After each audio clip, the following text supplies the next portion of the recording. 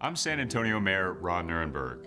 I am a Trinity University alum, and I want you to know about my passion for these two vibrant communities. My alma mater is now a nationally recognized liberal arts university, offering fully integrated arts, humanities, STEM, and professional programs. Grounded in the liberal arts, Trinity graduates students who think critically, act meaningfully, and contribute confidently throughout their careers.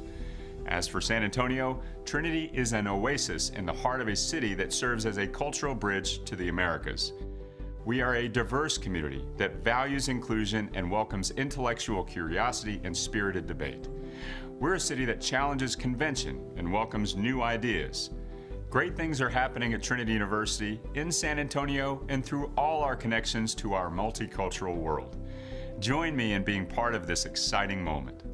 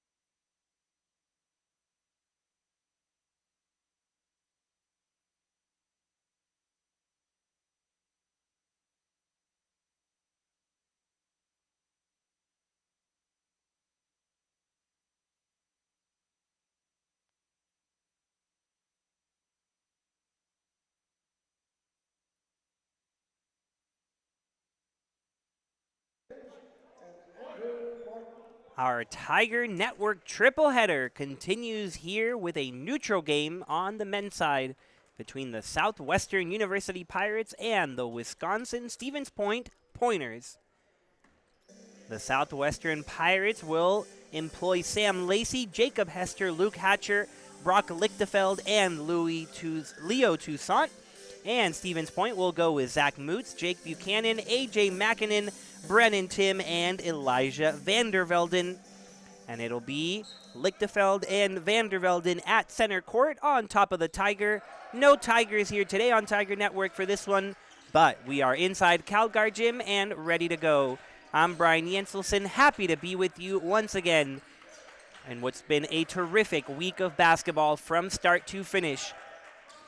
It got going on Monday between UMHB and Trinity on the women's side, and it has continued throughout these past couple of days as the first shot of the day is good for Jake Buchanan from 3. And Stevens Point gets going early against a Southwestern team that has to be feeling great about themselves after a thrilling victory yesterday over Geneva. A buzzer beater by Sam Lacey, who has the ball right now, broke the ankles of his defender. And now a foul will send Hatcher to the line, but Buchanan could not keep up with Lacey, the hero from last night. Pirates fans, if you were tuning in, you'll remember it greatly. Stevens Point fans, you may not have been tuning in to Geneva against Southwestern, but to fill you in on what happened as Hatcher gets his first free throw here, which is good. Geneva had just hit a 3-point shot, and it looked like they were going to escape with the victory. They were up by 1 with 10 seconds left, and rather than calling a timeout, Southwestern drove all the way across the court with Sam Lacey, and he laid it up and in. They did still have to play defense, though, and they certainly did, forcing a tough shot for Lyle Tipton of Geneva that fell short, and the Pirates were able to set sail with the victory. And now they'll look to build on that and create some momentum. A blocking foul here going to be called on Toussaint.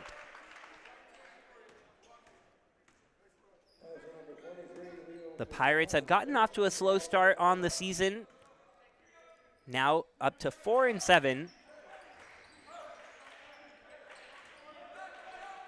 But maybe that victory can catapult them as they enter conference play after this one. Meanwhile, for Stevens Point, it has been an excellent start and one that has been missing in Wisconsin for a while. A 3-point shot, no good, but a great rebound there by Brennan Tim. Gives the Pointers another shot at it. The big Vandervelden way away from the basket here. Now he posts up, allows Buchanan to give it out to Tim from deep. Front of the rim off, but here's another offensive board for Wisconsin Stevens Point. It'll be Genrick there, who has the ball knocked away by Hatcher. Hatcher had a great game yesterday, not scoring-wise, but everything else you look at. Shot clock ticking down. 3 bounces off and over to Wisconsin Stevens Point, so they will just continue to get possession here.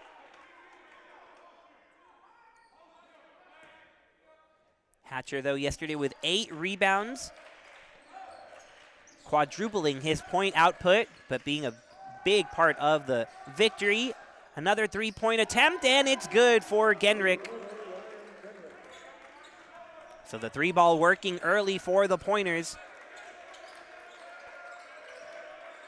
It was Southwestern that got off to a fast start. Can they answer the 3? It'll be short for Toussaint, and the Pointers are running. Nice move by Makinen. Tim charging in, dealing with contact, and denied by Toussaint. Diving all over the floor. Ball is loose. It'll be Lichtefeld who throws it away, so it'll stay with Stevens Point. But these two teams all over the court early on. Just 3 minutes gone by as we get a substitutions. Josiah Gilly on the way in for Tim.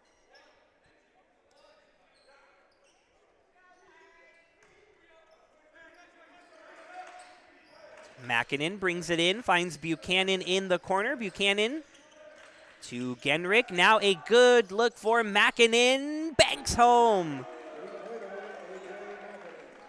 A great job by Makinen to kind of sneak by the defense after inbounding the ball, and he resulted in a great look. Really well-drawn play.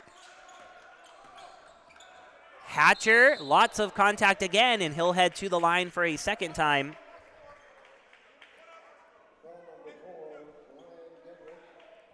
So 7 shots so far for the Pointers. They have 6 of them from beyond the three-point arc. On the year, they shoot 33% from deep. Hatcher, a couple of missed free throws early on, and he puts his hands up in frustration. He'll stay at the line while a wholesale change is made by Coach Kuykendall. 4 new faces for the Pirates wearing white today. Hatcher's second one goes down. And the lead is 9-2 for Wisconsin-Stevens Point. First time we've gotten to see them this week. They arrived a little bit later than other teams, had to finish up finals.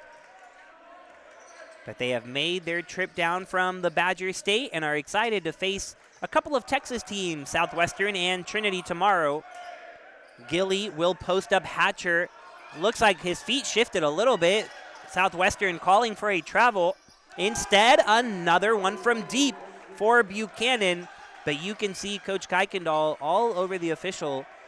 Thought there was some movement there. But a 12-2 lead for the Pointers.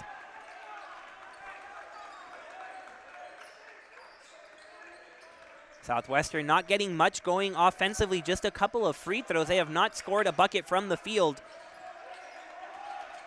Hanna trying to make something happen, gets it to Hatcher, who has to put it up soon. And he can't because he'll be called for the offensive foul. And so these Pointers have come to play. Not only have the Pirates not gotten a shot to go in, they've only shot it once, and we'll have to get the reaction of my color commentator here throughout the day, who is joining me now, Josh Muchigemba. A quick start here for Wisconsin-Stevens Point. Yeah, and, Stevens Point, a great program. You see the replays here early on, especially, the long-range shots, just working against Southwestern, who got off to a great start yesterday. Not happening for them in this one. So, Southwestern, they've struggled early on this year, but they looked very good yesterday against Geneva. In my opinion, they just got to establish what they do well. And one of the things they do well is they get down low, put up some good scoring opportunities. Looking over at Stevens Point as compared to Geneva, I feel like Stevens Point is probably a little bit bigger on the inside. Probably match up well with them as they go, toe-to-toe with that. But at the same time, you've got to execute what you do well. So for Southwestern, they use that inside game. They use that to open up the outside perimeter. We'll see if they can make some changes here and kind of turn the tide a little bit and see what they can do against Pointers.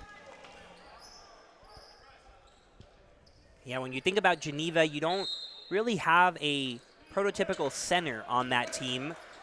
Not someone who really establishes a force down low, but you look at Wisconsin-Stevens Point, and they very much do have a center in Elijah Vandervelden, 6'8", 220. And he is in there right now, but the Stevens Point Pointers will keep possession as the ball was tipped away. They're informing Anakbene of that. He thought he was going to get descended into his teammates, but instead it'll be Buchanan. There's some displeasure being voiced by some Southwestern parents in attendance.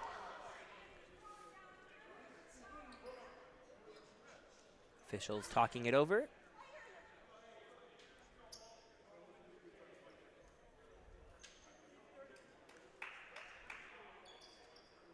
Just trying to listen in here, just like the neutral game yesterday. We can hear pretty well even though we're up in the broadcast booth. And the ball will stay with Wisconsin-Stevens Point. There's been a lot of movement offensively, resulting in three-point shots. Buchanan, this will be a 2, but count it. Jake Buchanan, the leading scorer for Stevens Point, averaging double digits on the year. And he has shown up early. 12-point lead now for the Pointers. And Pointers proving they can score from inside the arc as well. Not every day you see a team start off with 4 from the outside, just within a normal flow of a game. That's it's also not school like Grinnell. Currently on an 11-1 run over the past 2.5 minutes, and we still have yet to see a shot go in for Southwestern. It's a Southwestern team that, like you mentioned, off to a slow start. 4-7 now after that win, but they had lost 6 games by double digits, and they might be on the verge of that again as Jake Buchanan is on fire, even with the Arctic cold front coming in. 17-2, the lead for Stevens Point. And we've seen a little bit of everything this week, Josh. We've seen buzzer beaters, we've seen blowouts, but more than anything, we've seen high-quality basketball from Monday through now on Wednesday evening. Yeah, and you're kind of getting a Buchanan highlight reel right there on the replay. We've been blessed with some very close games. We've been fortunate to see some teams just come out and dominate, and then we get something like this where it's kind of Wisconsin-Stevens Point just taking it to Southwestern with some great shooting. Right now, the Pirates just 1 field goal attempt, and it's not going to get done in the first 5 minutes. Yeah, 5 minutes gone by, and they haven't even put up more than a shot. I have a hard time even grasping how that can happen. They only have 2 turnovers. It just boggles the mind, honestly. Don't know what is going on for the Pirates. It'll be a foul call here, so still no field goal, but they'll get an opportunity at the line. Yeah, a couple of trips to the line now. Already 2 for 4 on the day are the Pirates. It's the first time somebody besides Hatcher will give it a go, and Hannah puts in his first of 2. This is something the Pirates are very good at. They get over 21 free throw attempts per game. That is 63rd best in Division III. Now you might say, oh, well, 63rd best. But there are 413 teams that play Division III college basketball, so very high up there. And they've shown that they can get to the line at the very least, hit a couple there, but still nothing from the floor. Can they use their defense to provide a little offense? We'll see. Hannah gets his hands in there, but another 3 on the way, and it's down for Mackinnon. And he's perfect from the floor, 2 for 2. Both of those from beyond the arc, so he's got 6. And Josh, I'm not sure if we're in San Antonio or if it's February and we skip to the All-Star game, because this looks like a 3-point contest that the Pointers are dominating. It is unreal what is going on right now. 6 for 9 from distance. Finally a shot up, but not going to fall for Southwestern. And they have to be a little shell-shocked here for the Pirates. They'll get a break as Ryan Peterson, the junior, travels and will give the ball to Southwestern, but not much has gone against Stevens Point. That's their first turnover, and they are 7 for 11 from the field, including 6 for 9 from 3-point range, which you see up there. Yeah, they've got, the 6'8" senior, Van der Velden, and, offensively they don't need him. They're just shooting everything from beyond the perimeter and knocking everything down. Can the Pirates get something to go? They'll go to Anakpane, a nice drive on the baseline, and a foul. So go back to the line, and when you're a team that's not knocking down field goals, sometimes going to the line and just kind of keeping pace as much as you can from there is going to be your best resort until the shots start to fall for you. We saw Stevens Point, and they came in and practiced between the games yesterday, and they practiced hard. It was one of the more exhausting practices as we were just kind of walking around the gym waiting for the women's game to start at 6 o'clock. The men's game had started at 1 o'clock, so they kind of had practice for an hour in between, and to some degree it almost felt like they went harder in practice than what we saw in the game before. That was a buzzer beater attempt to win it for Geneva as they lost to Southwestern. So not surprised. I am surprised that team, we've seen it throughout this whole Leslie Robinson Classic. Teams come in not necessarily accustomed to this gym. Cold shooting starts, and it usually takes them 10 to 12, 13 minutes of game time before they really start to find their rhythm in game for shooting. Not so here for the Pointers.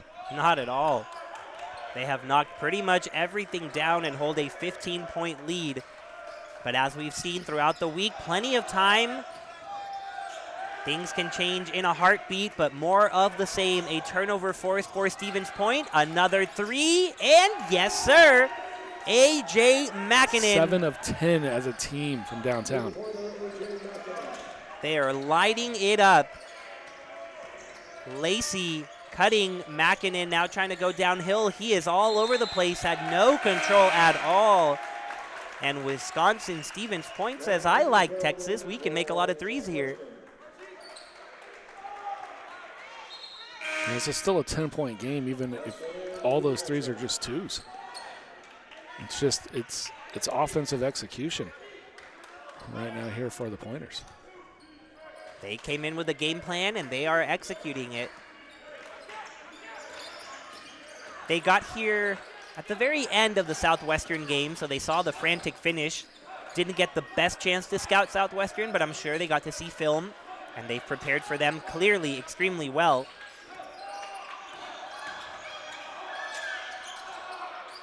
Clock is going down.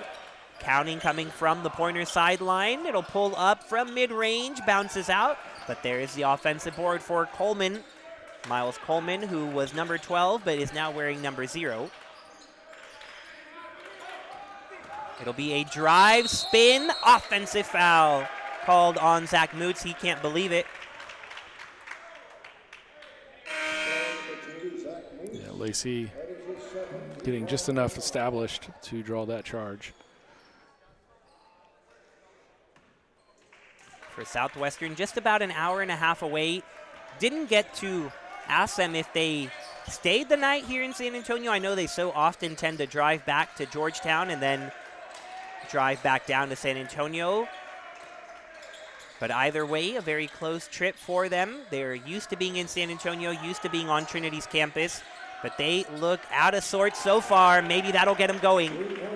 Jacob Hester, who came through late last night, gets a three, and importantly, the first bucket for Southwestern today. It took 8 minutes for the Pirates to make a shot from the floor. And Coleman says it'll take me just a little bit longer to respond. His first shot attempt, he gets that to fall, and then comes up strong on the defensive end here. And what a dribble penetration past Lacey. He is looking confident down the floor and then pops from mid-range. Miles Coleman, the sophomore from Milwaukee, Wisconsin, bringing a great amount of energy off the bench. It is 27-8 in favor of Wisconsin Stevens Point. Hester, his pass deflected, taken away. 2 pointers on 1. Perfect pass delivered to Genrich. And here comes a Southwestern timeout. It is all Stevens Point here in San Antonio. The Pirate battleship currently being attacked by 3-pointers and all sorts of steals. We'll take a quick break on Tiger Network, but don't go anywhere. We've got a barrage on our hands.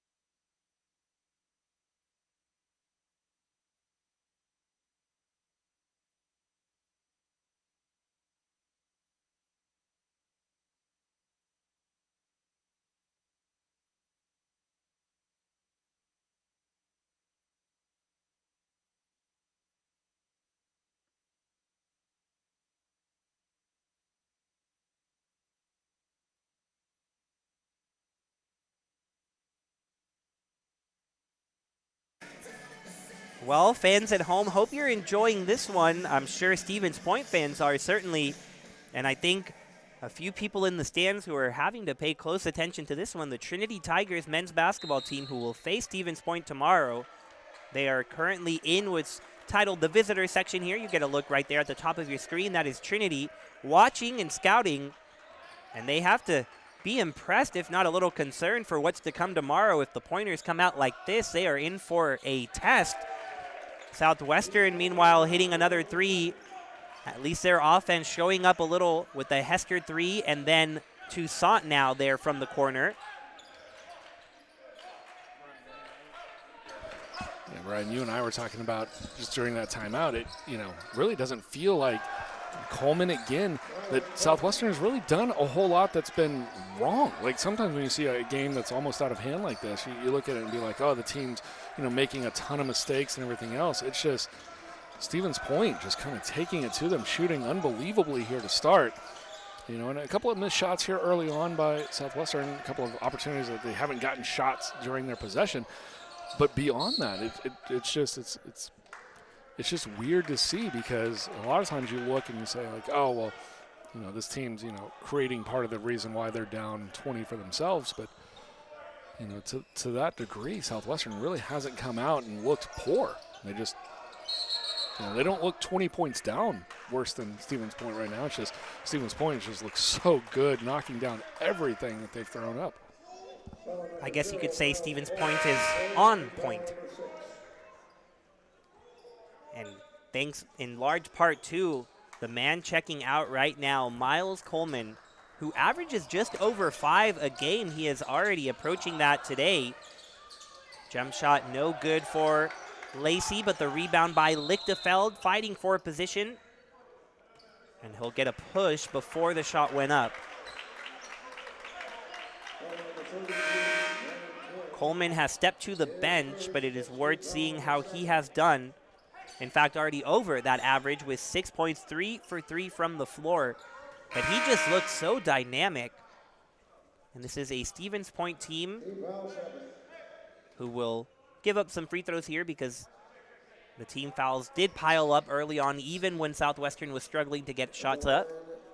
So it'll be Lichtenfeld, but for Stevens Point, unlike Southwestern, who had a slow start, they've had a start that they've been hoping for years now as that free throw bounces out. They've got 7 wins this year. That is more than the past 2 years combined. They went 4-17 a year ago, and then in that shortened COVID season, just won twice. And so for a very storied program up in Stevens Point, a sight for sore eyes to see their team showing what they can do. The scoop falls a little short, but a trip to the line on the way for Jake Buchanan. And you can see Coach Kuykendall just frustrated there on the Southwestern sideline. Not much to answer for Southwestern right now. As the first free throw is good. But I know we'll see the matchup tomorrow between Trinity and Stevens Point, but it was Trinity head coach Jimmy Smith telling me that he is so happy to have Stevens Point down here. An incredible past as a program, and Coach Bob Semling has been here for it all. 4 national championships this century. And so even though they've dropped off over the last couple of seasons, the pedigree's still clearly there and on the rise. The score 33-13 after a Lichtenfeld bucket. Another 3 on the way, and for the first time in quite a while, it doesn't go down for Genrich. So here come the Pirates trying to climb back in any way they can. A hard Lacey drive. Hester open, top of the key. Short off the rim, but Hatcher, as he did so often yesterday, with the board. New life for the Pirates, but it's given up with an offensive foul.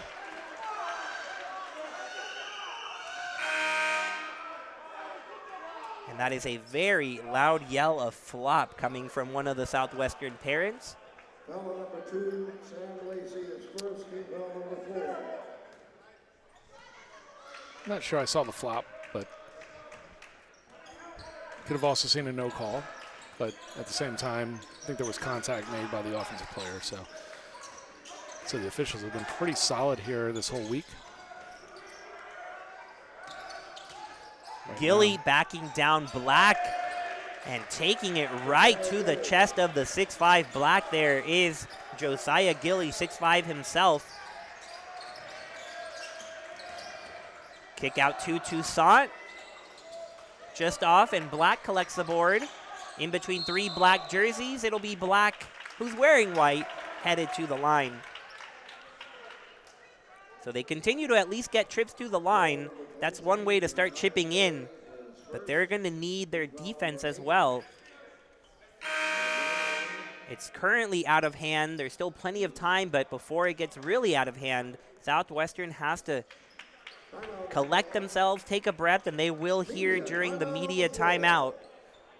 And it allows me to mention, because when you said flop and you didn't really see it, I'll say personally, I think my tolerance level for flopping has just changed after watching the World Cup, because watching soccer players literally fall when someone touches their nail and asking for a yellow card, I just don't even know what a flop is or isn't anymore, because in soccer it is so blatant that here it's like, oh yeah, of course you're driving him down. But I don't know if you agree with that soccer players have been extremely dramatic over the last couple of weeks.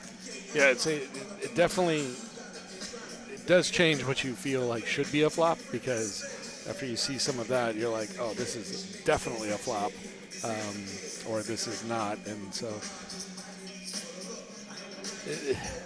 the pace of this game has just been unbelievable. 68% shooting here for the Pointers. Southwestern, you can see up to 30%. Starting to knock down some shots. The free throw percentages the percentages are a little misleading. 5 of 9 for Southwestern, just 2 of 2 for Stevens Point. But the 64% from downtown, 7 of 11 for the Pointers, just outpacing Southwestern right now. But I like what Southwestern's doing here. I think creating that contact. I don't know if it's going to be the best game for neutral fans that might want to go have dinner plans tonight. But for Southwestern, if they can put Stevens Point in trouble, foul-wise, I think that they'll have some better chance to maybe find a lull within this game. Because if Stevens Point can continue to shoot 60% plus, then hats off to them, right? But at some point you feel like that's going to come down significantly, and Southwestern might be able to have a point. So the more they can just kind of keep this from getting out of hand at this stage, the better chance they have. Because 20 points in a D3 basketball game is not a unsurmountable lead that teams can't come back from. And maybe we're starting to see it a little bit. The last 2 3-pointers have been off for the Pointers. The lead remains 21, but the Pirates, with 7 minutes in this first half and the entire second half to try to cut into it, and they'll get 3 free throws coming up for Leo Toussaint. The closeout there by Peterson brought him to the ground. And again, another foul, the 9th against Stevens Point. So Toussaint will get 3 shots here, but with you saying they have 9, the next foul on Stevens Point will send Southwestern to the line for 2, no matter what. The double bonus, or as I like to call it, the bonus. First one good for Toussaint. The senior from College Station, Texas. If he's from College Station, maybe used to seeing a team down by 20.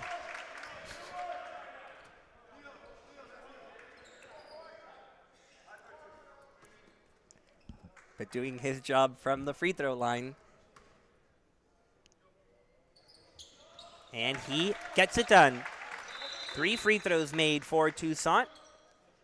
And ahead of the next possession, he'll check out in favor of Inakpene. And maybe Inakpene can be another one of those that really gets downhill. We highlighted it yesterday, gets to the basket. Yeah, it was a huge spark for the Pirates yesterday. Kind of was there. He was the answer when things started to maybe hit the lull for them as Geneva was coming back. And he kind of just provided just enough energy for them to stay out in front. Gilly putting the moves on underneath, and his feet shifted. Another one of those that you can see from up here. Gilly and Coleman have done well in the post so far, but that one going in favor of Black. Hannah. And another foul. Another foul indeed. That was number 5, A.J. McKinnon. That is his first. First going against McKinnon, and one aspect we haven't talked about when it comes to the fouling is the fouls have to go on someone, right? So as they rack up for the pointers, they have to be careful to not get their star shooters in trouble and have to have them on the bench. Right now they've distributed them pretty well. Everybody on the court has one exactly. The only person with multiple fouls is Zach Moots, who is not out there. And then you also have Ryan Peterson with a pair. So at least that's one advantage. They haven't collected them with one player like we saw in the women's game earlier today. Sophie Nilsson of Puget Sound having to take a couple of seats when she was doing well on the offensive end. But Stevens Point with the 17-point lead. It's slowly getting closer for Southwestern, but a foul will be called on them. This will go against Black for Southwestern. And we seen that call a couple of times today. This is our third game of the day, and if you deny the offensive player the ability to make his established possession, you're going to get called for that foul. Bit of a wild shot there for Tim. Pirates have possession of it, and they are charging down the floor. Hannah redirecting. Inakpene finds Hannah for 3. Yes! Preston Hannah was quiet last night, but he is one of these leaders on the Pirates squad. Pirates now 3 of 6, 50% from downtown. That's great. Problem is, Puget Sound 58%, 7 of 12. Hand in there for Inakpene, and he did just enough to make it a tough shot, and the Pirates are coming the other way. Inakpene spots up for 3, and he drills it, and it is an 11-point game. A 11-0 run for the Southwestern Pirates, and make it 13 with this layup. That is good. Johnson with the steal and the finish. And the Pirates have cut it to single digits in the blink of an eye, and it looks like Stevens Point is trying to get a timeout. Finally, the officials see it, but the entire Southwestern bench on the court to greet their teammates. We warned you it wasn't over despite that display to start the game, and it is all evening up. You look at the field goal percentage, a little bit back down to earth for Stevens Point, and the three-point percentage almost even for both teams. And I said it was Johnson on that last layup. It's actually Josh Jones, so just got the wrong J. But we saw him yesterday, too. Didn't necessarily put points on the board, but he was that little spark plug that was always there on a rebound or kind of a shove when necessary. And he's gotten his team fired up. It's that critical component you need. You don't always have to be your team's leading scorer, but you want to be that spark of energy. You want to be that guy that, Brian, you're an Orioles fan, so you relate to this. It's kind of like the Derek Jeter effect. Not necessarily the best player out on the field, but the guy that, kind of puts a lot of things into motion. And so we've had such a good day, such a quality time to spend together here in the broadcast booth, really enjoying it, and then you have to go and throw in a Derek Jeter reference. I just can't believe it. Maybe when we were talking about flopping and just, I don't know, maybe that's what made you think of him. See, Stevens Point coming out of this timeout. They're going to want to get a bucket here. It's a 13-0 run now for Southwestern, and that could have been called a travel. It wasn't. The floater won't fall, and an over-the-back foul called on Tim fighting for the board. That'll be his second. And 23, actually, not 32. It'll still be his second, as everybody on the floor only had one. But now what we've been talking about, fully in effect, even though it was a foul way on the other end of the court, the Pirates will get free throws from it. And it seems silly to point out when they were down 20, but now that they're down just 9, these points are really going to matter, and they've got 4:42 to work with that they're just going to get free throws after free throws. And this also helps slow down the pace. Stevens Point had been doing great because they were able to run this floor up and down, pretty much, controlling the pace and the tempo. And so, fantastic job by Southwestern. We mentioned it early on, if you can't score, do what you can do to kind of help yourself later in the game. And they've done a great job of that because now they're getting to the line. 10 of 16, you'd probably like to be a little bit better than that, but they are a good shooting team, as you mentioned early on, from the foul line. So hopefully that will increase if you're a Pirates fan. And if you're Stevens Point, you've got to say, where do we go? What do we do to stop the bleeding? And I think it's just, kind of work through your offense, see if you can, put a little bit more inside-outside going together, because you got great open looks early on. You're able to knock them down. You're not going to hit every shot you take the rest of the way, but you're going to hit, quite a few because you've got some pretty good shooters out there. Southwestern going with a full court press look there. We saw that yesterday at times as well. Just giving Wisconsin Stevens Point something to think about. And their offense has completely come to a halt over the last 3 minutes. Can Tim get it back? He is backing down Lacey, and he gets it to go. So a nice move with his back to the basket there for the sophomore from West Bend, Wisconsin. Step back for Hannah, and he is feeling good. And he gives his bench a little smile. Preston Hannah, the all-conference honorable mention a year ago. One of the real catalysts for this Pirate crew. He's playing defense right now, but Tim wanting to go at it again. Great help for the Pirates, but it's not enough. It was a great job defensively. You got the backside help. You forced them to the baseline to get that backside help, but just a fantastic offensive move there. Good offensive possessions the last 2 trips for Stevens Point. Hannah dishes it to Jones. Off the rim, no good. And the Pointers trying to get it back up to double digits here. Tim from the other side of the court, taking it right at Lacey. Lacey just has no other option but to foul. And so we highlighted Coleman and Gilly in the post, but in the last couple of possessions, it's been Brennan Tim showing a really solid job down there. Yeah, Stevens Point feels like they might have a little bit of a mismatch down low, and they're trying to attack it. And, we've talked about it all week.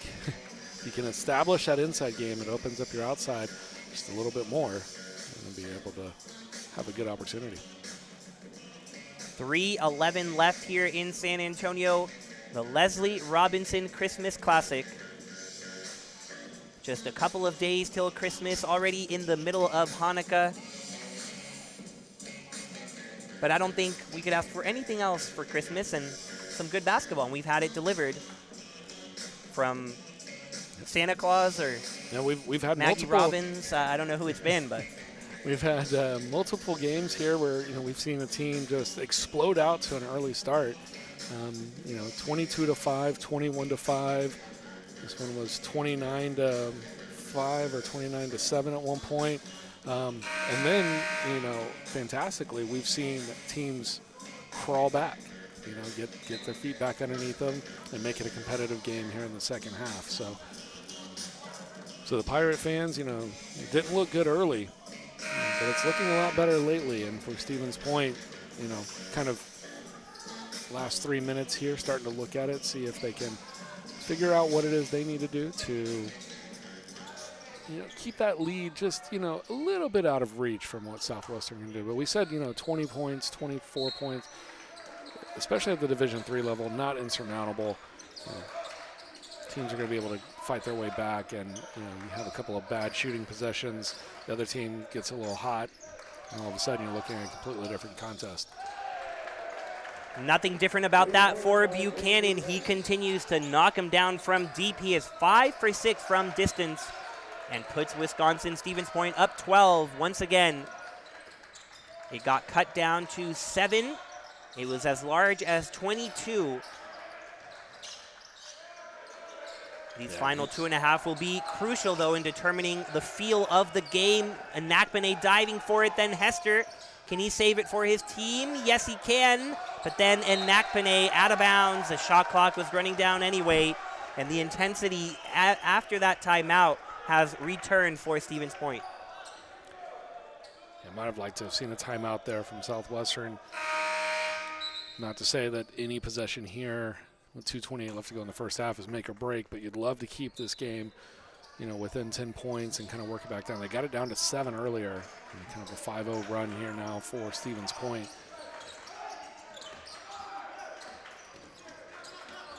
Genrick steps in front of the line, trying to get it to Coleman.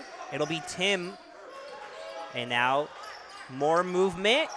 Guess who it is? That's right, Jake Buchanan. 19 points here in the first half for Jake Buchanan. Just hasn't really missed. Getting wide open looks, too. You might want to put a spy on him and just keep him one-on-one the whole rest of the way. Tim gets a hand on it. What was going to be a good look for Toussaint, but the Pirates now a 3 from Hester, way off. And the lead back up to 15 with the Pointers feeling good. Makinen checks back in for Genrick. And you've got much of the starting crew out there, everyone but Coleman currently part of the starting 5.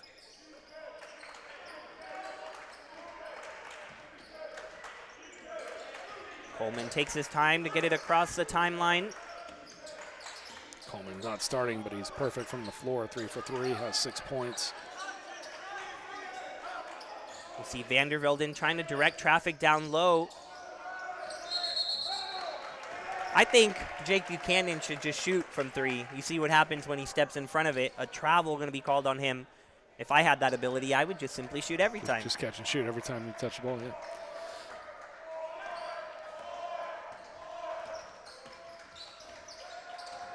Just over a minute left.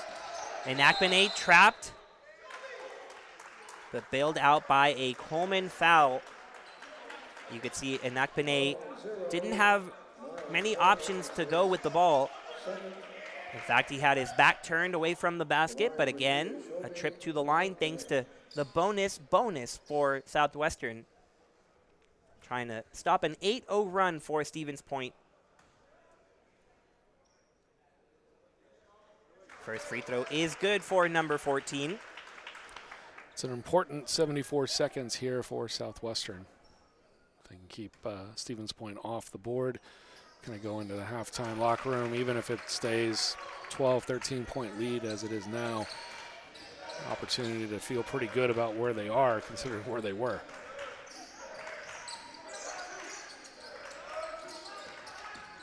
You see the intent. Great movement away from the ball by Buchanan, trying to get open. It'll be Coleman who misses the shot.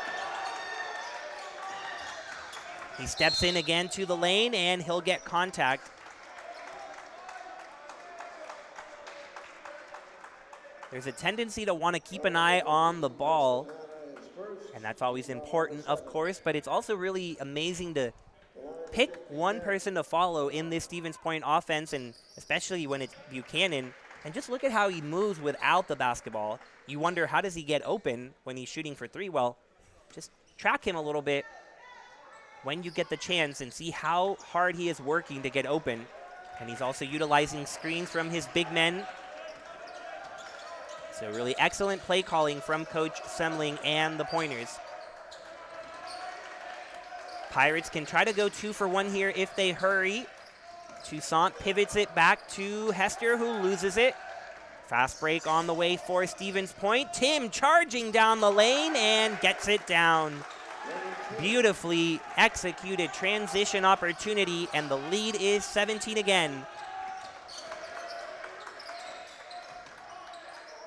Enakpene trying to get a 3 off the rim, no good. And the Pointers will slow it down, try to get one final shot. And they'll have to be feeling really good about themselves headed to the locker room. Makinen has it. Step back 3. Just off, rebound fought for, but time will expire. It was a tale of many halves there for Wisconsin, Stevens Point, and Southwestern. First, it looked like Stevens Point was going to blow the doors off the barn, The Pirates recovered a little bit, cut the 22-point lead to 7. But just like that, over the last 4:09, Southwestern did not score from the field. The Pointers hit 5 of their last 7, and their lead up to 17. But clearly, things can change very quickly here on the hardwood. So don't go anywhere. We'll be back after this halftime break.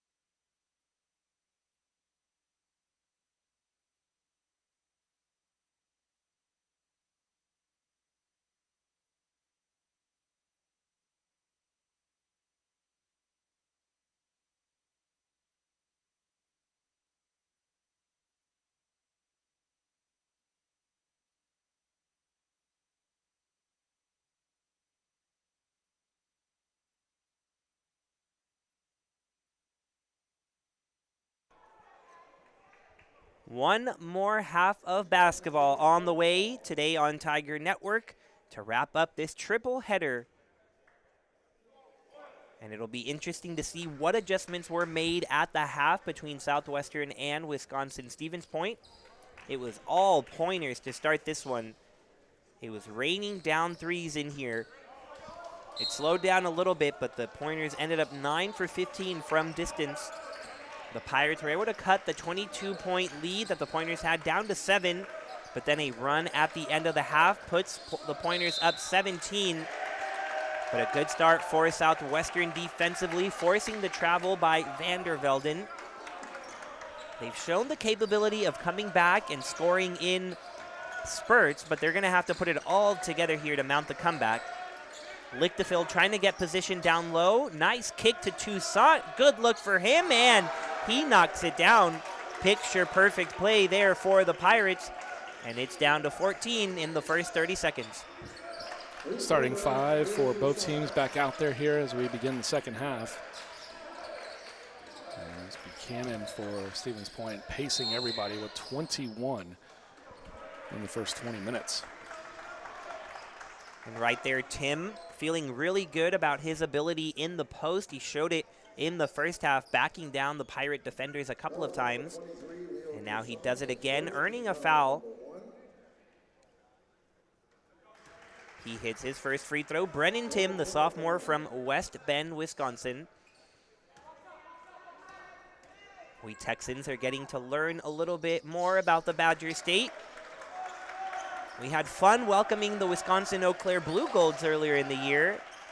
This same court, but a different sport. There happened to be a huge net up in the middle as an offensive foul called on Southwestern. That net, of course, in the sport of volleyball. The Eau Claire Blue Golds, the defending national champions, coming into the season, but the Trinity Tigers defeating them here. What a special night that was. And now we get to welcome the Stevens Point Pointers.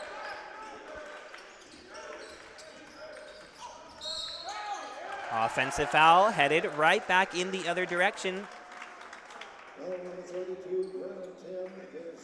Brennan Tim called for his second foul.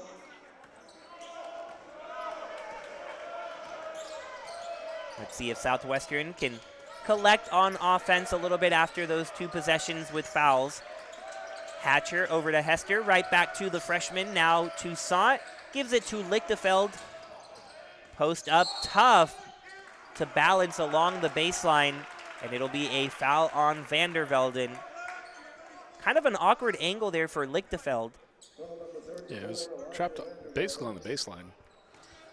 I think if Vandervelden could have just gotten to the baseline and just kept his footing stable, he would have gotten a player control foul against Lichtenfeld as opposed to the foul against himself. Hester will bring it into the spinning Toussaint. The play drawn up for Lacey. Screen. Had a chance to roll to Lichtenfeld. Now he's setting up in the paint, calling for it, but his teammates not finding him. Hatcher's 3 off, and it'll belong to Stevens Point. So Lichtenfeld really fighting for possession. He's been neutralized today after a career-best 18 points yesterday. A flop now going to be called on Jake Buchanan, and have to think one of those Southwestern fans who yelled flop earlier will be thrilled, even if it was later on than she wanted. That was an interesting call because Buchanan hit the deck early on, and I wonder if the flop was only called after he was asking about the foul, because he definitely got pushed. It was after his shot went up, so it wasn't anything that affected the shot, so I wouldn't expect the foul call to be made, but at the same time, didn't feel like it was a total flop either. Either way, Toussaint unable to connect with it.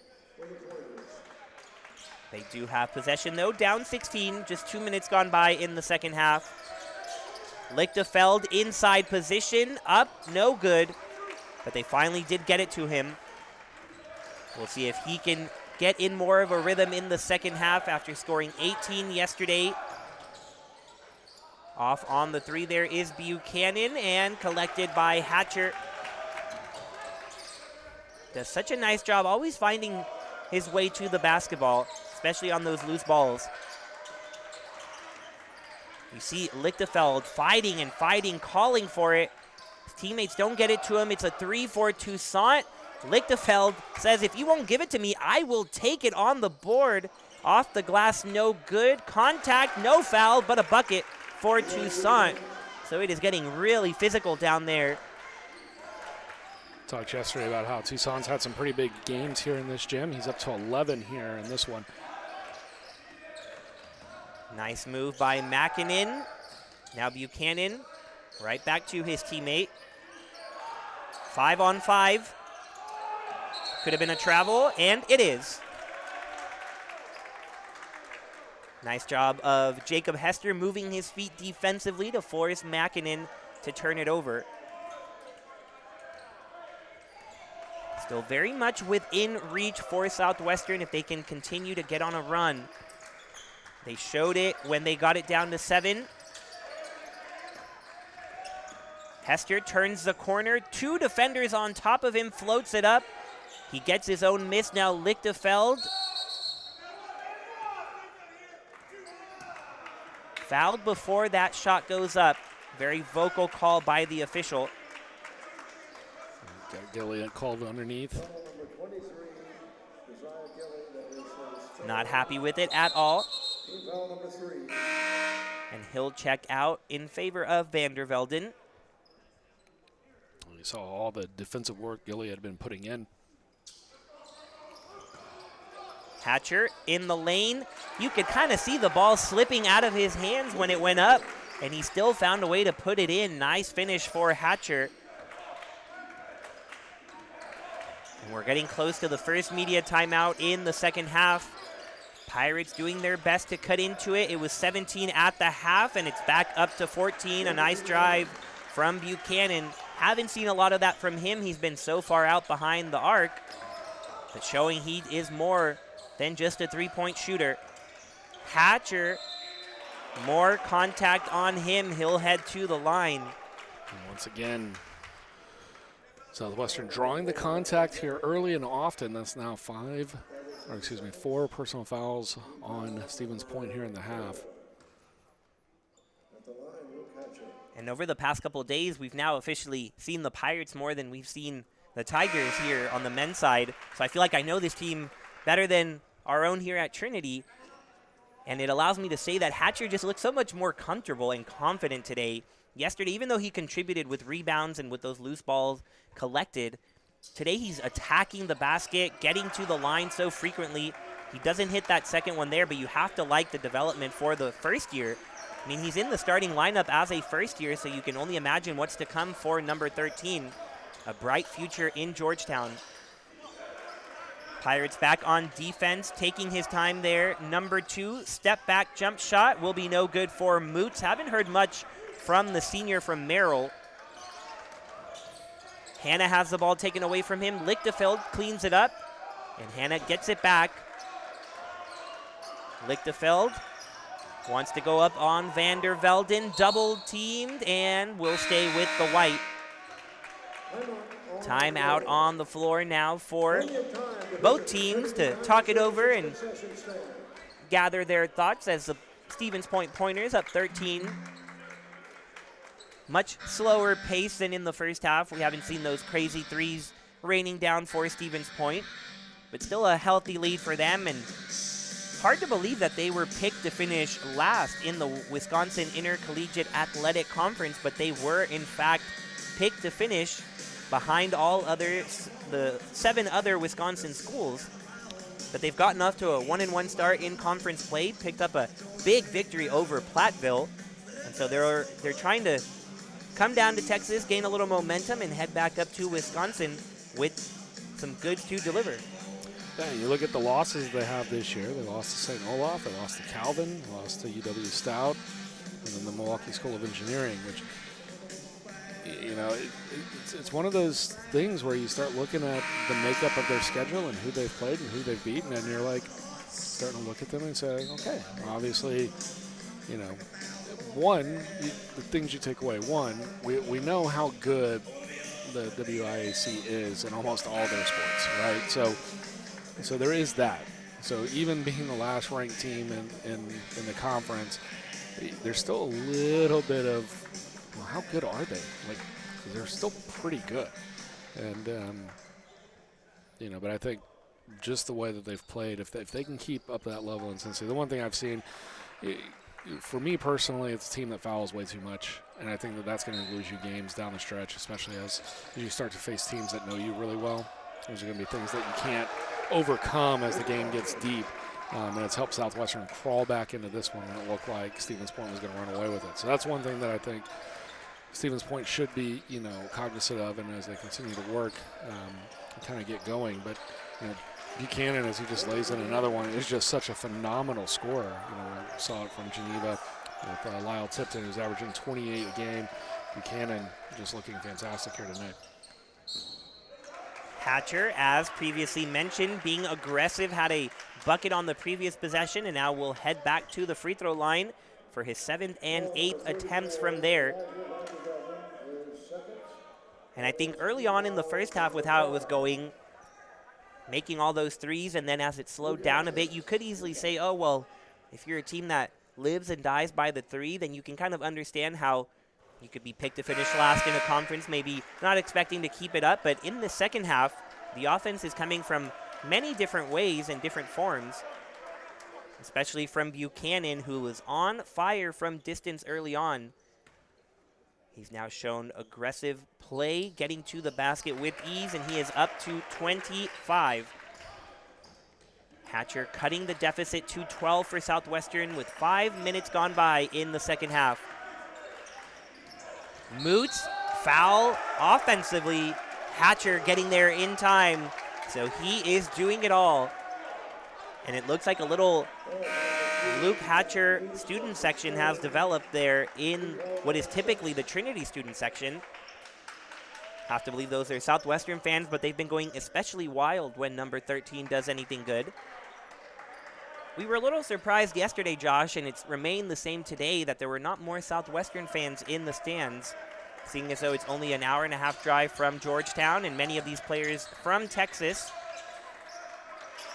But the few fans that are here making noise, supporting their Pirates, and trying to help them mount this comeback. Swinging of the basketball to Hatcher. Anakpane from deep. Won't go, but Lichtenfeld fight for the board. Anakpane open.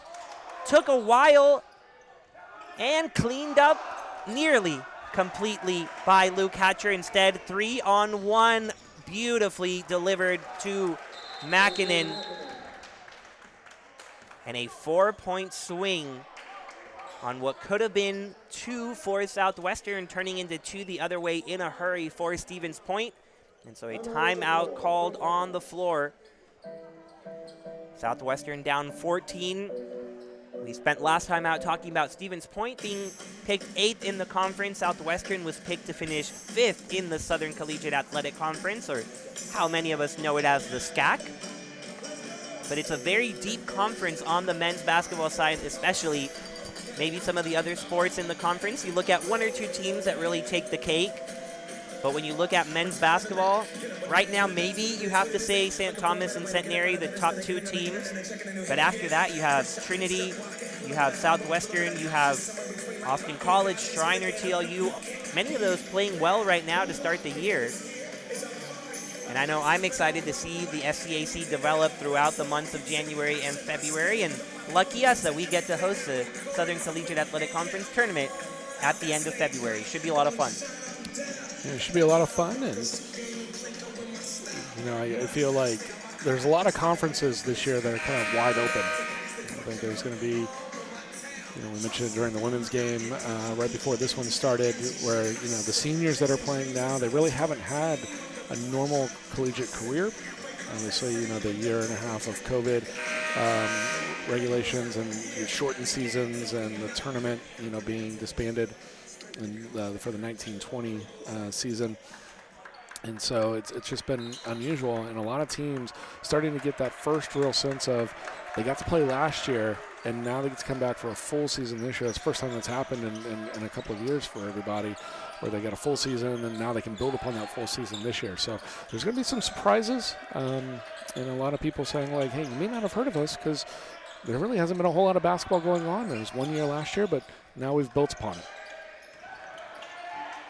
Takeaway for Coleman and the Pointers, and he gets the lead transition. Buchanan trying to split the double team, gets it right back, puts up the three.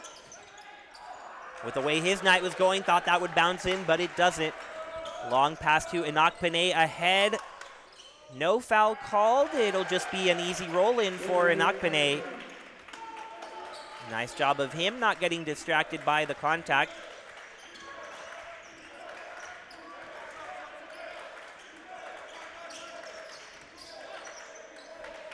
Pirates giving a little bit of a different look, switching on the screens and putting hands in the faces of the Pointers.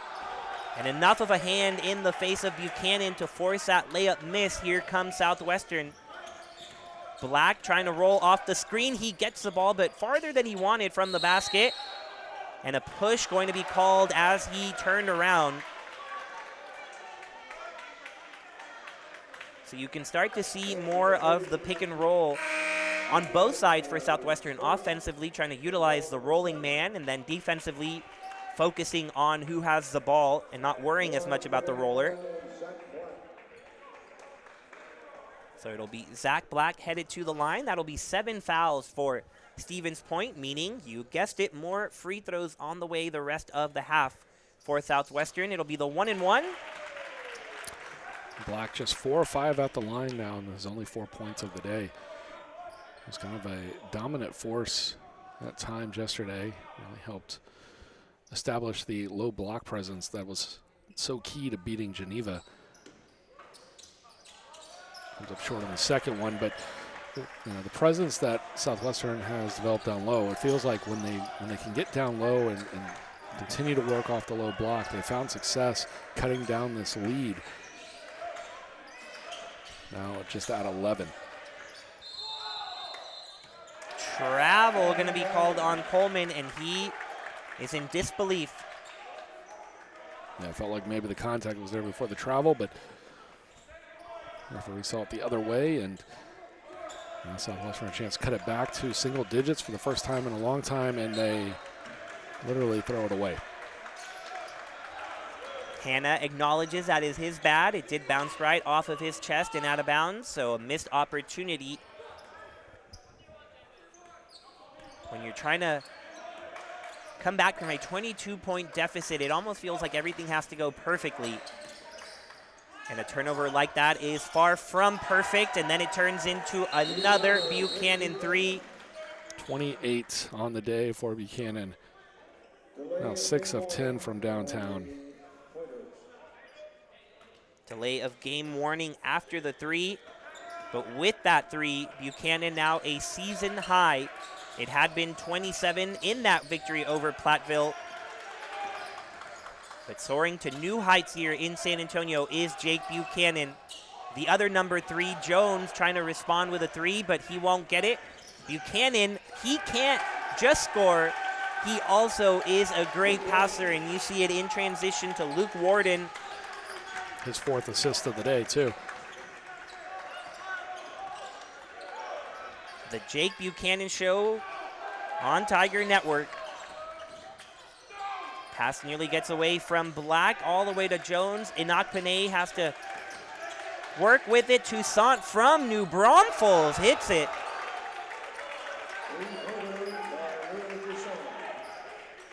Like I said yesterday, he's just a pure shooter.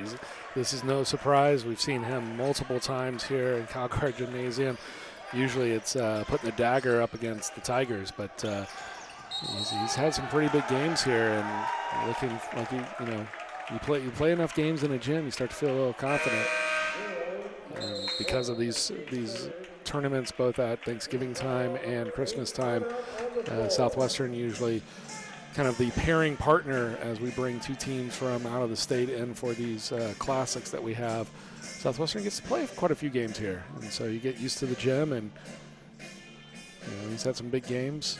But Southwestern, when it looked like Stevens Point was just about to put it in and say we're running away with this, Buchanan with the 3 and then the assist, a little 5-0 run. Toussaint comes back, knocks down the 3, keeps it within striking distance. 13-point lead. Feels pretty comfortable for Stevens Point now. In the game before this one, had two ranked teams. Trinity's women's team, ranked number 3 in the country. They were playing Puget Sound. It's ranked either 14 or 20, depending on which poll you look at for the women.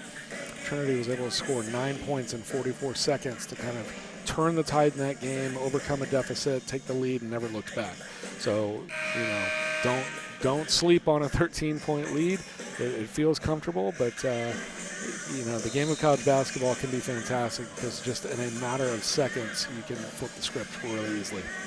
And I don't think you could feel comfortable if you're Stevens Point when you have already committed 8 fouls in the half and you have assured Southwestern of a trip to the free throw line with every foul in the remainder of the game. Southwestern hasn't always taken advantage of those trips, so that's a different story. They've missed 10 free throws, but it just feels like as long as they get that contact and they get to the line, they're still going to be in it because those are 2 free points that they can get, especially with how physical they've tried to be down low. Hannah over to Toussaint, feeling good about his shot. Can't knock it down, but he's going to head to the line for 3. The second time we've seen that, Josh. Yeah, and again, I think it just goes back, Stevens Point, I said earlier, when they came in here and practiced, they looked like they were practicing harder than what we saw the game being played at the previous Geneva Southwestern game. So it's a team that's got a lot of intensity. Got to figure out some way to control that intensity because this is a lot of fouls, and this is the type of stuff that'll get you beat. As you start to face teams that are much more aware of how you play, and not saying that Southwestern didn't look at any game film or anything else. I think that the difference in the score right now is Buchanan just knocking down everything he shot. If that doesn't happen, if he's putting in a more so traditional day shooting. This game's, within 2 baskets, and it has been, for the last couple of trips down the field. So it's one of those things where I think Stevens Point, the discipline with the foul calls, they're going to have to really rein that in as they go forward. We'll see if they can hang on in the last 10 and a half. Toussaint was able to knock down all 3 free throws, a big bonus for him. The 3 no good, rebound fought for and won by Shane Tarjan. Buchanan with a double clutch on that miss. And still almost got it to fall. Second foul going against Hannah, but that is just the 3rd team foul, so the Stevens Point Pointers still a ways away from shooting. That was the first time we've called Tarjan's name. The freshman from Niles, Illinois, one of 7 freshmen on this roster. Here's Ryan Peterson, and speaking of new faces, that is Ryan Peterson's first 3. It's been a very funny game. Every time you feel Stevens Point will run away with it, Southwestern responds, and then every time you feel Southwestern will get even closer, Stevens Point responds, and it's resulted in this game that has hung around double digits now the entire half. Buchanan out to Peterson. Heat check for him off the rim. But look at Tarjan fighting for every single ball. It'll end up with Jones. The effort certainly there, though, for number 10. Toussaint going down low in between 2 defenders. Wild shot recovered by Black. Black a little more controlled, but still too much on it. I really like the idea from Black there. Might have had the kick out. Decided to take it up. And good job by Stevens Point to resist the contact, force the shot, and it was just a little tough. Peterson, right place, right time. Great cut from the corner to end up all alone in the paint. And the lead back up to 15 for Wisconsin Stevens Point. Toussaint has been the go-to, but he's been off on the last 2. Ball belongs to the black and purple of Stevens Point. Pirates going back to some of their starters, Lacey in, Hatcher, and Lichtefeld. And Nakpane will stay out there along with Jones.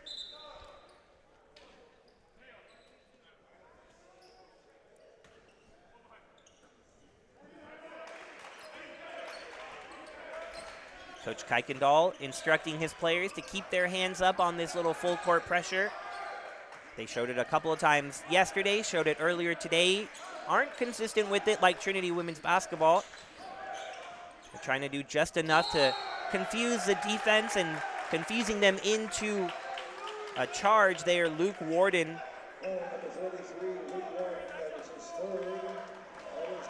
Third foul against Warden now. And a good job. That's exactly like you said just a few minutes ago. Southwestern can't quite crawl back into this one, and Stevens Point can't quite put the dagger in it. Lots of contact there. No foul called on either team. It ends up being a takeaway for Stevens Point, and Buchanan has it to run. Surprised they didn't call the travel. I guess they said he didn't have control. Peterson tells his team, calm down. We've got this. Warden trying to post up Tarjan. Two-man game there. Now out to Mackinnon. Mackinnon drives right. Off the glass and out. And Hatcher takes a hit to the face. Yeah, it's been a while since we've called Mackinnon's name. He's got 11 on the game so far. But he started off with 9 very early on and just kind of a little silent since then. We are right at the 8-minute mark. And with the stoppage of play here, I do think the officials are going to give the media timeout. So we'll take a quick break along with them. Don't go anywhere as we see if Southwestern can climb back in it or if the Pointers hang on.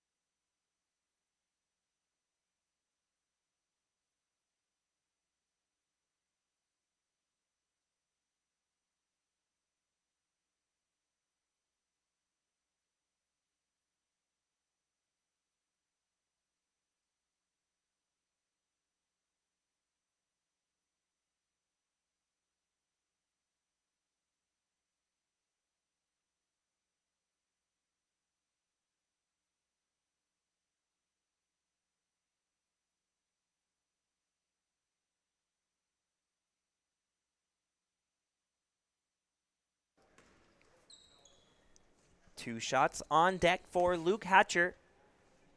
4 for 8 from the line. Make it 4 for 9. Yeah, missed opportunities here for Southwestern. Talk about them coming in as a pretty solid free throw shooting team, and it has let them down tonight. He does get that second one to roll in. Luke Hatcher, whose season high is 16, really helping his team today. Lots of chaos in the corner, recovered by the Pointers, and now Tarjan backs it out for his squad.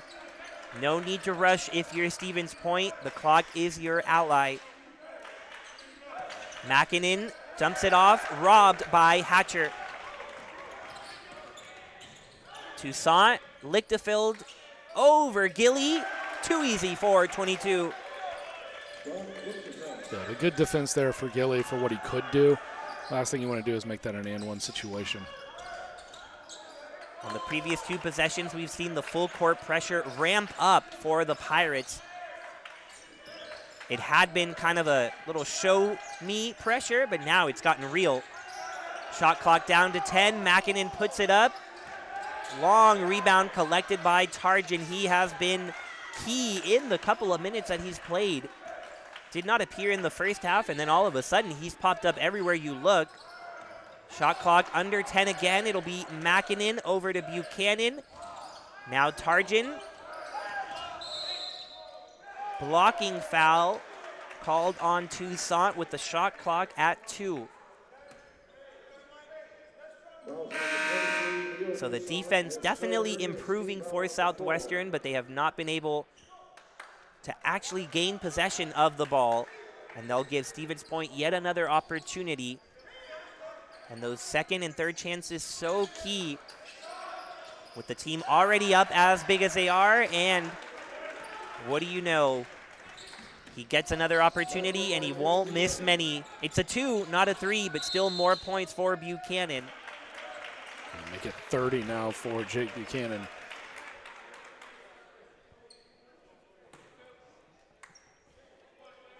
Extending out his season high. He had 25 against Edgewood, 27 against Platteville.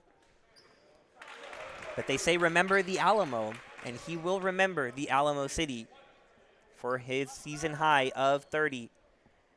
And there's still 6:35 for him to grow it even longer.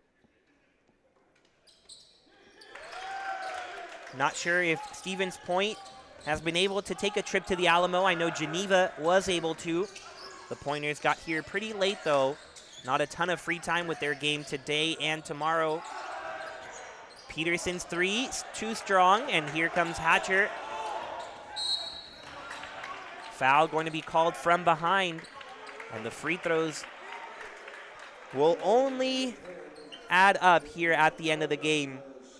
34 so far for Southwestern to 6 for Stevens Point. I don't know if I've ever seen such a lopsided count on the free throws, but the problem for Southwestern has been they've missed 11. And so let's say you even hit half of those misses and it'd be a single-digit game. You'd feel pretty good about your chances. Still lots of opportunities there. But if you get to the line so easily, you would love to convert a little bit more. I think Hatcher maybe will have to start paying rent at the free throw line after tonight. Gets those 2 to go, and the lead is down to 10 for Stevens Point. Peterson hops up to get it. Buchanan down to Gilly. Gilly finishes that one. A nice job by Stevens Point. The lead had kind of started to dip and looked to evaporate, and here they go again. Buchanan with the steal.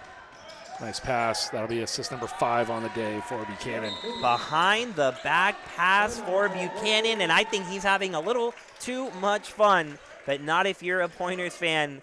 This is fun for all of us to enjoy. It has been a show put on by Jake Buchanan, the junior from Kimberly, Wisconsin, one of the veteran presences on this Stevens Point team, and it must be difficult for him. And jump in real quick. I stand corrected. I said 5 assists. He has 7. He snuck 2 in there when I wasn't paying attention. That's how good he has been. You don't even notice what he has done. So he's approaching a double-double. Approaching a double-double and responsible for 44 points at the very least tonight. But you think about Buchanan as a junior. We talked about his freshman year, Wisconsin, Stevens Point, only winning 2 games. Last year, only winning 4. And so if anybody has had to deal with that, it is Buchanan. And there's not many players on this Stevens Point roster that have been there for all of that. You've got 7 freshmen, 6 transfer players on this roster. So almost a completely new-look Pointers squad. But you have to feel good for Buchanan to finally see the fruits of his labor ripening before our eyes. Out of the timeout, another foul will give Hannah and the Pirates more free throw attempts, but it's not easy to keep grinding away when the wins aren't coming. But this year, they are starting to show up for the Pointers. If they're able to hang on, it would be victory number 8, which would double up their win total from a year ago.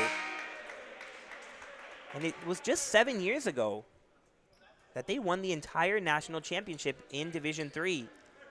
It was their 4th of these 22 years in the 2000s. And Coach Bob Semling has been there for all of them, whether as an assistant or as the head coach now in his 17th year.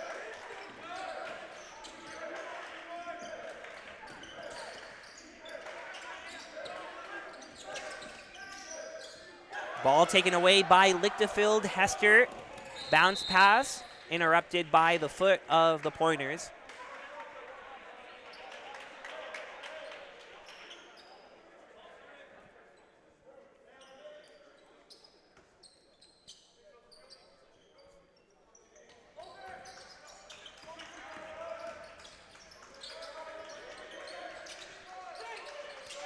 You mentioned the tournament team, winning it all 7 years ago. Stevens Point, we'll talk about it a lot more tomorrow, but they're a team that knocked out Trinity's best men's basketball team here in the Division III era. There's a banner that hangs for the Elite Eight game that they made back in 2005, and of course Stevens Point winning it all in 2005. They beat Trinity in the round of 8, 61-55. So mentioned 4 championships since the turn of the century. It's nothing to shake your head at. Deep 3 on the way. Going to be just a little bit off. Nice effort for Makinen. Pirates having to hurry, and they do. Hatcher floating up and in. He hung up there for a while, used the glass to his advantage, and he is approaching his season high. Chance to cut the lead back to 10 here. Third for Peterson. He'll head to the bench. But Luke Hatcher at 15 points would match his season high if he converts on this free throw. He is 9 for 14 from the line and 3 for 5 from the field. What that shows you, aggressiveness. And he does reach his season high before checking out. Well-deserved break. 4:27 to go. A 10-point lead for Stevens Point. Can they hang on?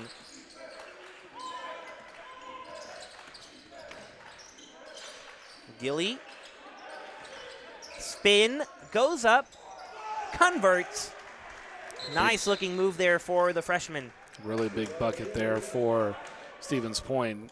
I might say, it's still a 12-point lead, but if you don't get that bucket and Southwestern comes down, knocks down a 3, cuts it to 7 again with the momentum and everything else, Stevens Point might be looking at this a little bit differently. But now they've extended the lead back to 12, called a timeout, make sure everybody understands what's needed here.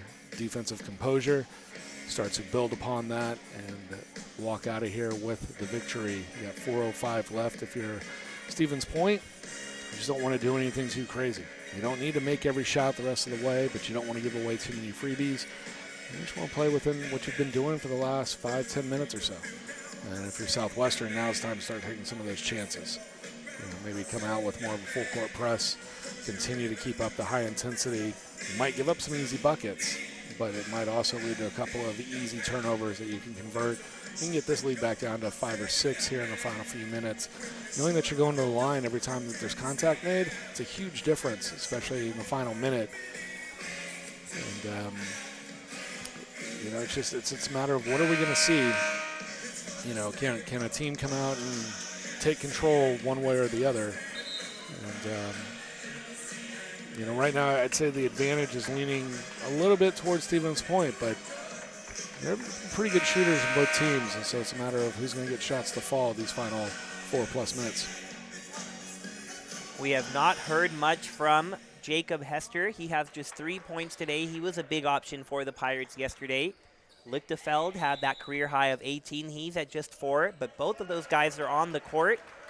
We'll see if the Pirates can find them. It's Lichtefeld who gets the ball top of the key. Looking for a teammate. It is Enoch Benet now. Jones trying to get it back to Lichtefeld. Let's see if he can get position. Instead kicks it to Hester. Hester off the glass, can't get it in. Big rebound and put back there for Lichtefeld. Throughout the game, he has called and called for the ball, but even when he can't get it from his teammates, he gets it himself. That is 6 rebounds now for Lichtefeld. Gilly. See the full court pressure here from Southwestern. They're able to get back on D. Step back 3, Buchanan off. Rebound for Lichtefeld, and here comes Jones. Southwestern trying to give it one last fight. 3 minutes to go here in San Antonio, fighting for position down low. Will he post up? Here he goes. Kick to Enoch Benet from 3. Count it! And there's that 7-point lead. Stevens Point holding on now. Southwestern, see if they can get back on transition D. They do. They force a miss. Can't get his own miss there. Who's going to have it? Southwestern has a foul called as they chase down the ball. Now a chance to cut the lead to 5. Yeah, because they're going to go right down the court and shoot a pair of free throws. 2:46 to go, but the clock will remain frozen in time. And the 4th foul called against Moots. Zach Moots has not had his cleanest game of the season, has just 2 points and those 4 fouls that you talked about, along with 3 turnovers. But Hannah can't convert on that free throw. He really would like that one back. He's missed a pair. Yeah, and it started off well, now 4 of 7 after missing one. A couple of trips down and missing this one. So if he can knock this one down, helps cut it to 6, but he misses both. Really frustrating trip to the line for Preston Hannah, one of the leaders of this team. But it's still a 7-point game. Basically wiped out that last possession. Pirate fans wanted a travel. Genrick in the paint. Gets it right back with 10 on the shot clock. Pointers looking to Buchanan. Can he make it happen all by himself? Kicks it to no one. Kicks it to the Pirates and then gets it back to Warden, and he gets a big swing. Just a fantastic play by Buchanan. Pirates had a man streaking down court. It was going to be an easy breakaway layup, but Buchanan stepped right in front of it, took the pass away, and then the alertness to find a teammate underneath. That's the 8th assist for Buchanan. A 30-10 game for him would be just phenomenal here. So that is twice that the Pirates could have cut it to 5. They had 2 free throw attempts and then a chance to get an easy one in transition. But as he has all game, Jake Buchanan showing that he has his own plans. A little short on the tough look there. The time running out for the black and gold. Black tips it right back to Hannah. Black out to Jones. They're looking for a 3-point shot. Jones will put it up. Off the rim, collected by Tarjan. I would have liked to seen Black gone back up with that one. Maybe at this point, down 11, he just feels like too. I know you feel like you need more points, but at the same time, if you've got 2 points sitting right there, take them, cut that lead back to 7, see what happens. On the other side of it, they spend 15 seconds and walk away with nothing. We talked about in the women's game just before this one, maybe a little bit too much unselfish play. Maybe felt like maybe the moment right there for Southwestern. Just a minute, just over a minute left here in San Antonio. A foul on the way, but might be too little too late for Southwestern. 11 points with just over a minute left is a big deficit to overcome, but they have certainly fought hard. You got to commend them for the effort they showed yesterday to beat Geneva, and today to come back and nearly push it to a tie ball game.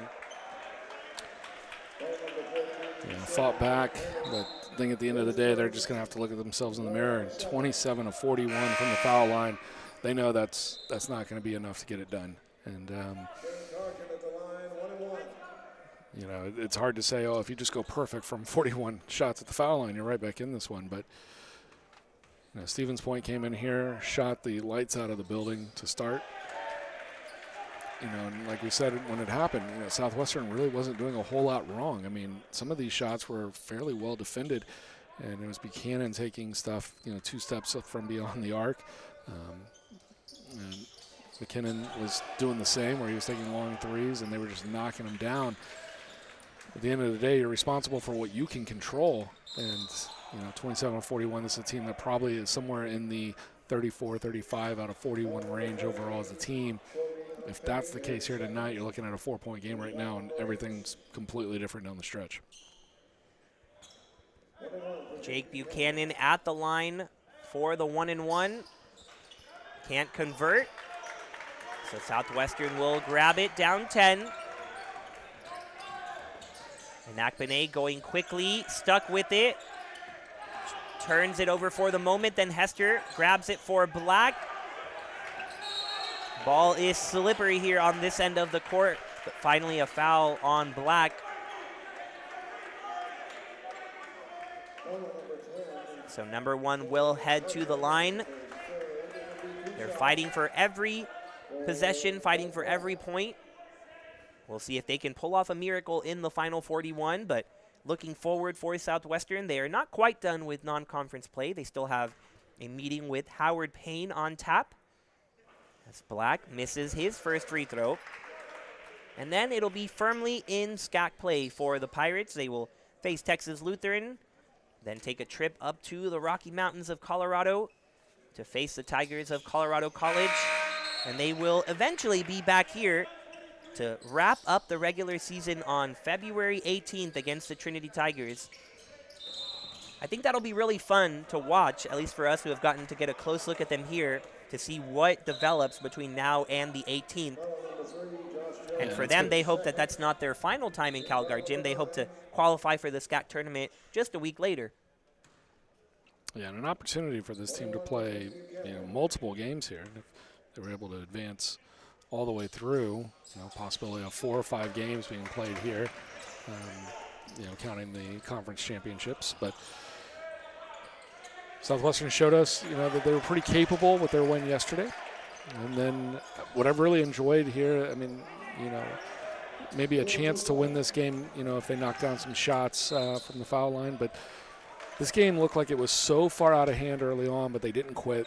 They kept fighting, and it kind of came to them in spurts. They even cut it down to 7 with a ton of time left to go in this game, but just couldn't quite get over that hump, mostly because Wisconsin-Stevens Point did a great job of every time Southwestern looked like maybe this is the moment that they're going to put it and flip the switch here and turn the page, kind of put Wisconsin back on their heels. Stevens Point just had an answer, and it was enough at the end of the day. I certainly don't think this is a team you want to face. You don't want to go up against a Southwestern team that has experience, has won some close games, and they clearly fight for everything. So even though they're going to come up short, they'll be able to rebound, take a break for the Christmas holiday, and then be back on the 30th against Howard Payne. For Wisconsin-Stevens Point, they are not done in the Alamo City. They've got their opponent waiting just beside them.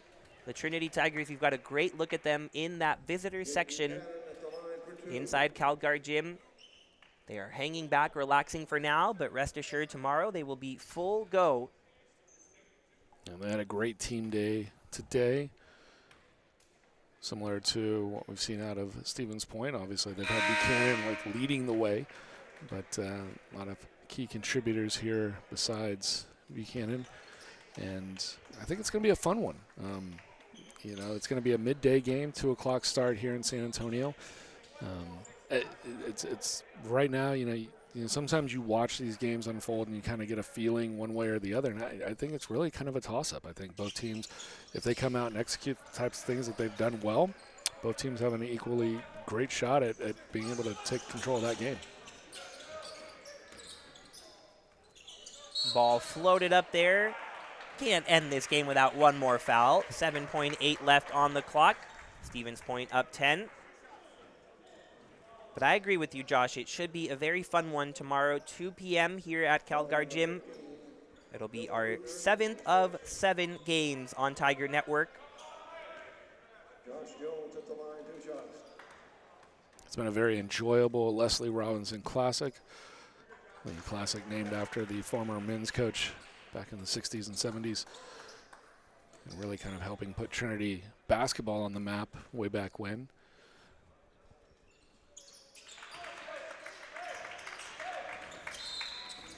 One more foul for good measure,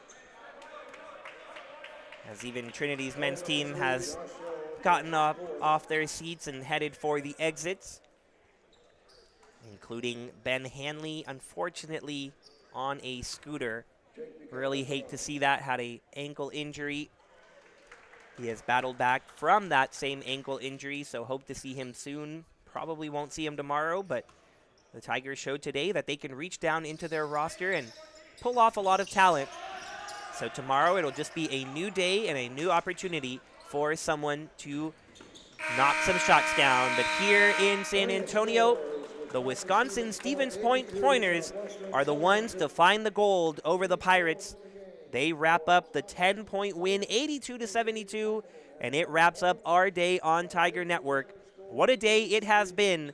Trinity Tigers winning 2 games, one by the women, one for the men, and then the Pointers pulling off this victory and heading into tomorrow feeling good about their chances. It has been a pleasure to be with you all day. Thank you to everyone for working the cameras, for working the graphics, the replays, and bringing you this incredible broadcast on Tiger Network. And thank you to Josh Muchigemba for putting it all together, along with Ryan Cedillo and Mason McLaren down there also helping today. So thank you to everyone involved in Tiger Network. I'm Brian Yanselson, and we will see you one last time tomorrow on Tiger Network.